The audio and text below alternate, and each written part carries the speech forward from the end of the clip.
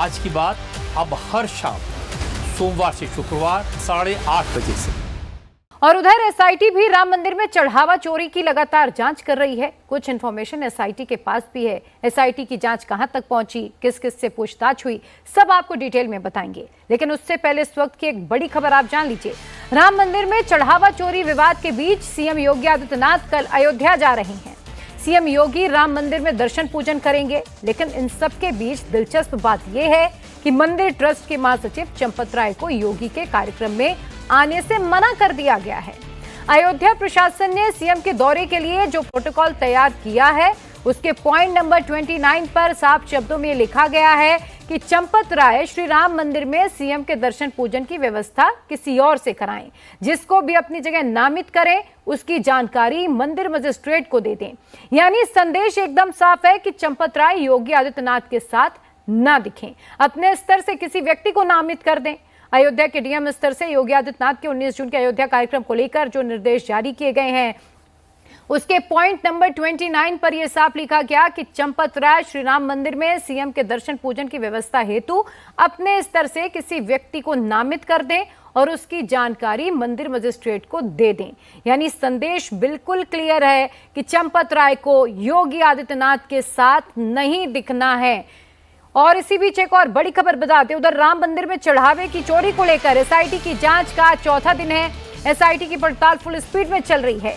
बड़ी खबर यह है कि चोरी की जांच के लिए एसआईटी राम निवास मंदिर पहुंची है। राम निवास मंदिर अमावा मंदिर के सामने है। एसआईटी की टीम ने राम निवास मंदिर में बने तीर्थ क्षेत्र ट्रस्ट के कैंप ऑफिस की जांच की है।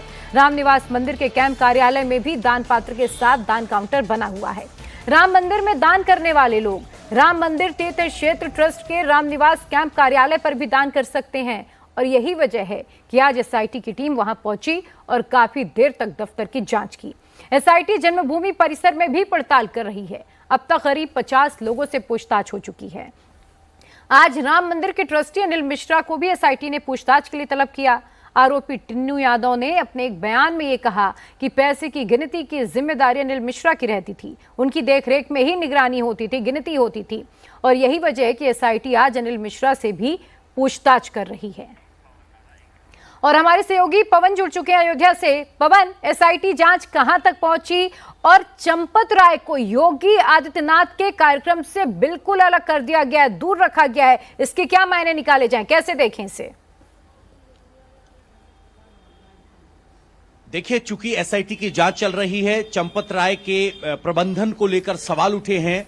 आज जो प्रोटोकॉल के लिए लेटर जारी हुआ, इससे पहले मंदिर प्रशासन की तरफ से योगी आदित्यनाथ को कौन रिसीव करेगा इसको लेकर कोई डिटेल जानकारी नहीं होती थी। लेकिन जो आज प्रोटोकॉल लेटर जारी हुआ है उसमें कहा गया है कि चंपत राय एक व्यक्ति को निर्धारित करें जो उस प्रोटोकॉल का जिम्मेदार होगा मंदिर प्रशासन की तरफ से। तो स्पष्ट तौर पर सांकेतिक भाषा में कह दिया गया है कि चंपत राय किसी और को वो जिम्मेदारी दें, जिसको सीधी भाषा में समझा जाए तो साफ साफ कह दिया गया है कि चंपत राय योगी आदित्यनाथ को रिसीव ना करें।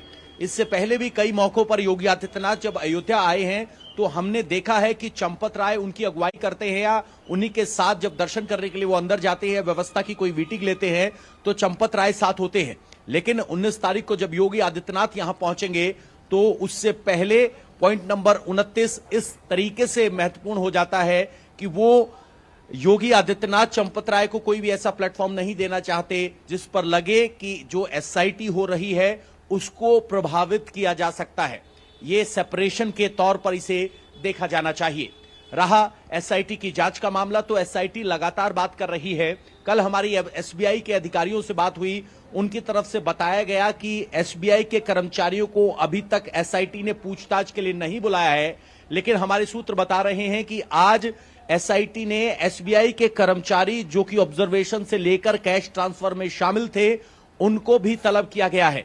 अनिल मिश्रा जो कि ट्रस्टी हैं, कैश की लेन देन के जिम्मेदार हैं, वो अपने इलाज के लिए केरल थे, आज वापस अयोध्या पहुंचे हैं। हालांकि उनसे अपेक्षा की जा रही है कि आज वो एसआईटी के सामने पहुंचेंगे, लेकिन हमारे सूत्र बता रहे हैं कि एसआईटी ने कोई ऐसे सम्मन दिया है, ये जानकारी हमारे पास नहीं आ रही। ठीक है, बहुत शुक्रिया पवन आपका तमाम जानकारी के लिए। तो जैसे जैसे चंदा चोरी की जांच आगे बढ़ रही है, वैसे वैसे नए खुलासे भी आ रहे हैं। राम मंदिर के ट्रस्टी अनिल मिश्रा पर नया खुलासा हुआ है। स्टेट बैंक ऑफ इंडिया का एक कर्मचारी अनिल मिश्रा के घर पर किराए पर रहता है। राम मंदिर का चढ़ावा अयोध्या के इसी एसबीआई में जमा करवाया जाता है और ऐसा कहा जा रहा है कि इसी ऑफिसर पर चढ़ावे की रकम जमा करने की जिम्मेदारी थी। अनिल मिश्रा पर मंदिर में चढ़ावे की निगरानी की जिम्मेदारी थी। अनिल मिश्रा पर आरोप है कि उन्होंने मंदिर में अपने ही रिश्तेदारों की नौकरी भी लगवाई है।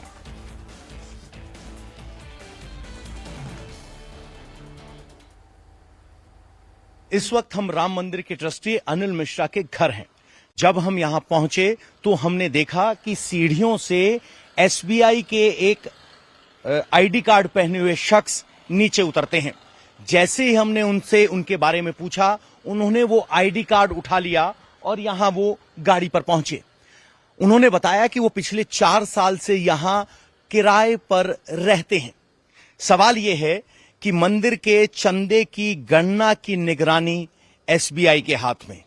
जिस एसबीआई बैंक में ये चंदा जमा होता है, उसके कर्मचारी अनिल मिश्रा के इसी घर में किराए पर रहते हैं।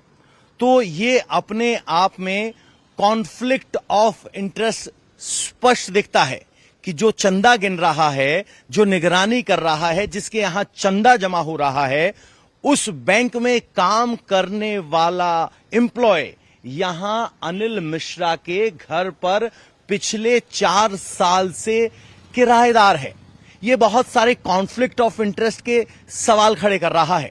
जब हमने उनसे नाम जानना चाहा तो उन्होंने कहा कि एसबीआई की तरफ से वो बोलने के लिए अधिकृत नहीं है, लेकिन उन्होंने ये जरूर कहा कि वो यहां 4 साल से किराए पर रह रहे हैं और अनिल मिश्रा के घर पर किराए पर रहना कोई अपराध नहीं है।